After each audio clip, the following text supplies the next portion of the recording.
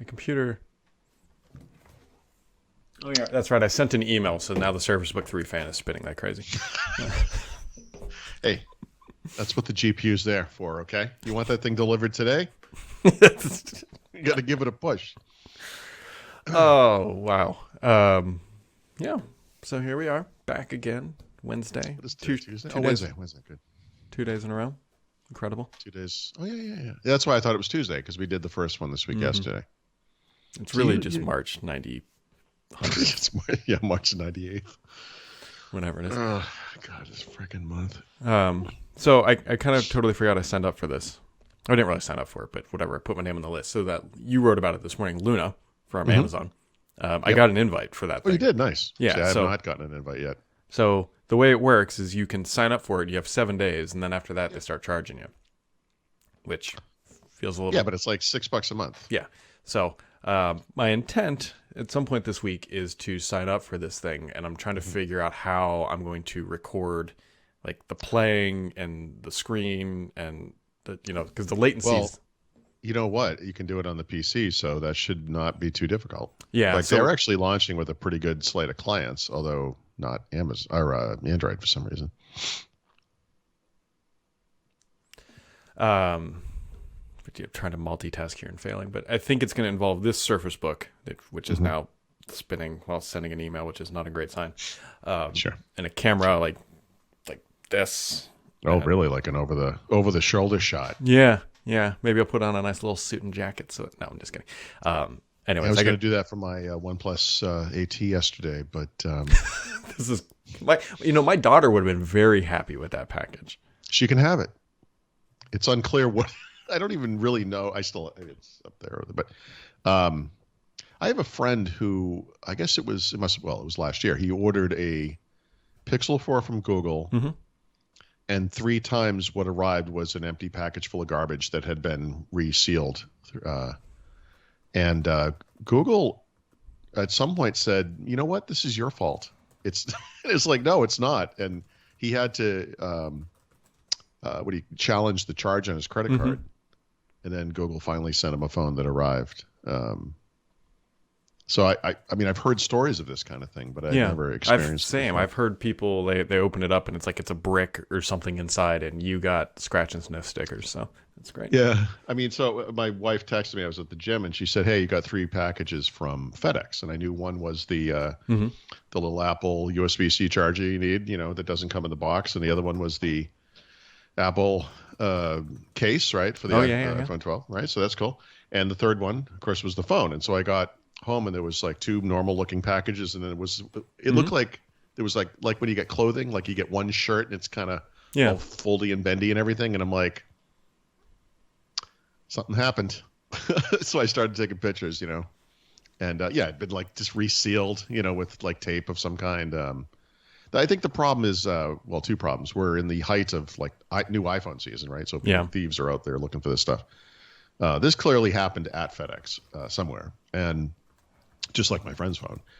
And, I think this kind of theft is at an all-time high. And unfortunately, in the past, OnePlus used to send out these big boxes. You kind of open it up, the phone would be in there with cases and a printed out reviewer's guide and so forth. Really nice, big thing. And this year they sent me the reviewer's guide as a PDF. Not this year, this phone. I mean, earlier this year they sent out a big box, like they normally do. And when they sent me that PDF, I thought, "Oh, that's interesting. I wonder if they're trying to save some money." So they must have just shipped the what a phone box looks like, right? So it's like radar for thieves. Bing, bing, bing. I have completely usurped your story about Amazon Halo. However, I'm sorry. What? Anyway, my phone got stolen. It's not my phone. It's a review unit. But sorry. So you need to sign up for that. I really want to. I am really curious about this. I am. It just maybe today, if not, hopefully tomorrow. It's just I got a bunch of things I got to get done. You got to get this Halo thing done. I mean, our Luna thing done. Well, so does Microsoft. They got to get that Halo thing done too. Am I right? Man, can you have you seen all the promotional stuff that has come out for Halo Infinite for this? They have like a Monster Energy drink thing. They have like they're like on Doritos, which that's sort of normal. It's on the box It's of the Taco thing. Bell. There's a but they Nerf always gun. a lot of the Xbox Series XS stuff uses Halo imagery. It's like it's not common, guys. Yeah. It's kind of like if you go back to March, Daniel Craig was going on night shows and talking about the new James Bond movie, which now may be delayed until even later in 2021. Like, in the beginning they were like, well, it's going to be a little delayed. There's no reason not just to keep going with the promotions, like they're already scheduled. And I'm sure, unfortunately, it's the holiday season. I mean, what are you going to do? But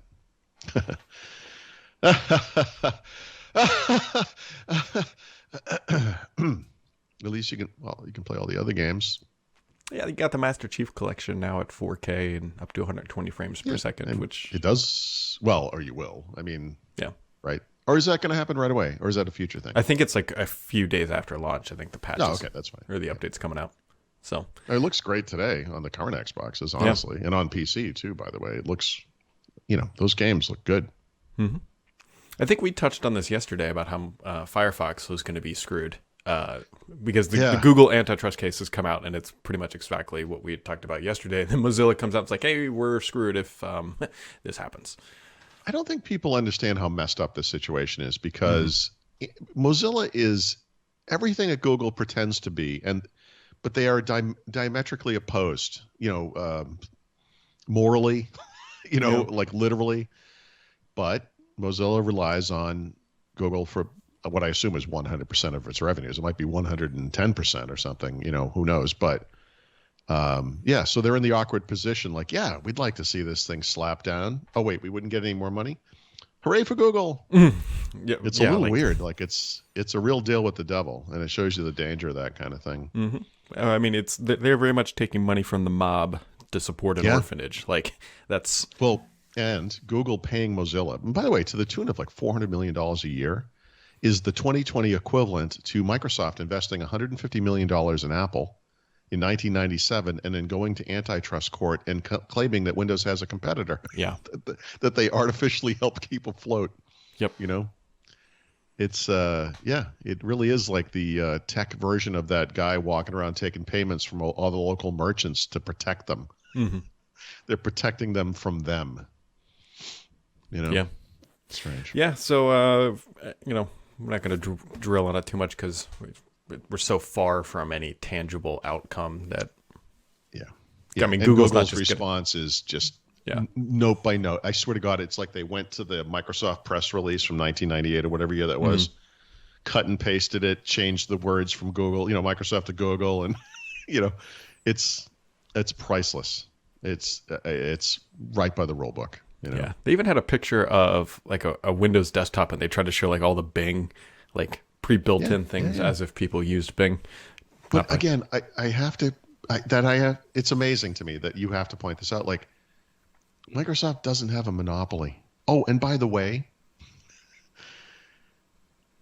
everyone switches from Bing. Yeah. Like, and I don't mean literally. Please don't write in or whatever if you actually use Bing. I know a few people do, especially a few people who are on this site. But it is astonishing how many people are programmed to just download Google Chrome, use that, use Google search. They don't even think about it. They just do it. And then you go over to the iPhone, and for some reason, Google is paying Apple. They don't even have to. Everyone would switch to Google. Everyone. You think iPhone users are like, DuckDuckGo. Who cares? The funny thing about that image to me was there's about 1 billion Windows 10 devices. Yeah. Microsoft is shoving Bing every single place it can, and it's getting nowhere. Yeah. Worldwide, Edge has 7-point-something% usage share. It's pre-installed. Yeah. And by the way, that usage share has maybe roughly doubled since the new version came out. It used to be 3-point-something%. So that is true. Usually the defaults are a pretty powerful metric, but it has not worked for Edge at all, or for Bing, the search engine that's tied to it. Microsoft will pay you to use Bing. Yeah. Literally. Yeah, Bing rewards. It's a thing. Literally. Yeah. Still no one's using it. I mean, I don't know. But you can now at least use Edge on Linux if... That's your. If you're mental, Well, see that to me is like another deal with the devil, because I feel like if you're running a like Ubuntu or whatever, like you're doing that intentionally to not be running probably a Microsoft piece of software, and then well, remember, this is not aimed at normal people, because normal people aren't using Linux, right? I mean, it's web developers primarily. I mean, I would say the audience for desktop Linux is largely developers, and then admins. So it's really aimed at that audience. And a lot of people who are web developers actually do use Visual Studio Code, another Microsoft product, right? So they have the same web rendering technology. I'm guessing most people on Linux just use like Chromium or something, but I don't know. It's not a. Yeah. I don't know. It's fine. And then this one was actually a little shocking to me. So 20H2 is now available for a certain small group of people, whatever. You can go out and seek it and hopefully get it or whatever. My desktop upstairs does not have 2004 on it yet. Yeah. So you probably will not be offered 20H2 because you have the same blockers, right? They're the same system, right? That's something that's confused people. If you have 2004, you almost certainly will get it, right? I can't even, I suppose there's a small chance that you might not, but if you seek for it in Windows Update, I mean, I think you will get it. I just brought this computer up less than 2 weeks ago. I don't remember when it happened exactly, but I was actually doing some article about 20H2 the other day before this announcement, and I'm looking at the start menu and I'm like, how come this doesn't look like it's supposed to? And then I realized it had 2004 on it, and I was like, huh. Like, okay, I guess. So I said, well, whatever. I'll keep it there and we'll see what happens. And then yesterday when they made the announcement, I went to Windows Update, checked, and there it was. I think start to end, it was 5 minutes, not even. I wonder if that's what this thing is doing, is trying to install in the background here, because the fan is still running. It shouldn't auto install ever at this point, right? You should, if you check, you'll be offered it as a optional update, but it shouldn't just install. Yeah, I don't know what it's doing. It's just so that thing is on 2004? I don't know what it's on. So if it's on 2004, what is it, Surface Book 3? Yeah. Oh, it's a Microsoft product. No, you're never going to get this update. That's how that works. Yeah. Sorry. We only make the hardware and the software and the whatever. That's not like the same team, Yeah. So, anyways, that's about all. Kind of a busy week, sort of, I guess. I mean, that's not nothing. Just a little antitrust here, a little update there. Yep. No, I mean, in Microsoft land, this has actually been a pretty momentous week already. Unlike this podcast.